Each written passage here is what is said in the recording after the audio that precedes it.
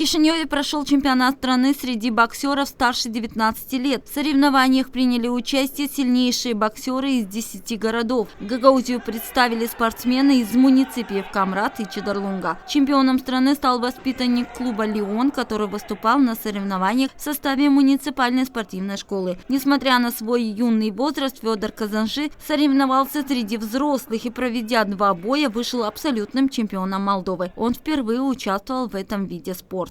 Я провел 2 боя. Первый бой у меня был с соперником из Бельц.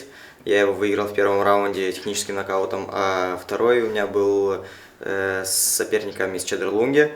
Соперник довольно возрастной, он старше меня на 8 лет. Но я показал хороший бой, прошел всю дистанцию, все 3 раунда. И решением судей я выиграл у него. Второе место по результатам чемпионата завоевали Федор Чакуста из Камрата и Александр Вортников из муниципия Чедарлунга. И третье место занял Дмитрий Кусурсус из муниципия Чедарлунга. По словам наставника Андрея Лазарева, команда из Гагаузии достойно представила себя на первенстве страны.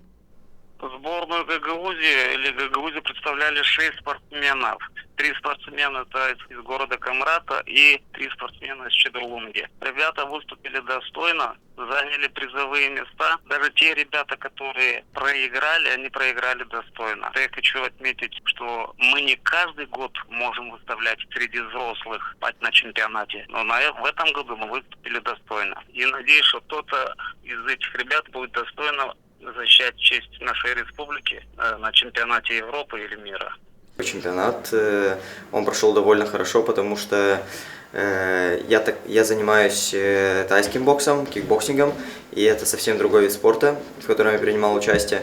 Но благодаря тренеру, благодаря тренировкам и режиму я смог завоевать золото.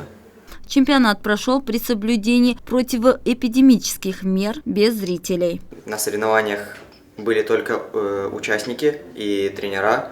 Тренера были в масках, участники, которые не готовились к боям, также присутствовали в масках. И соревнования проходили без зрителей. По результатам первенства страны сформировалась сборная команда для участия в чемпионатах Европы в марте в Хорватии и в мае в Армении. Зинаида Канцер, Влад Табачук, Алексей Герчук, РТ Новости.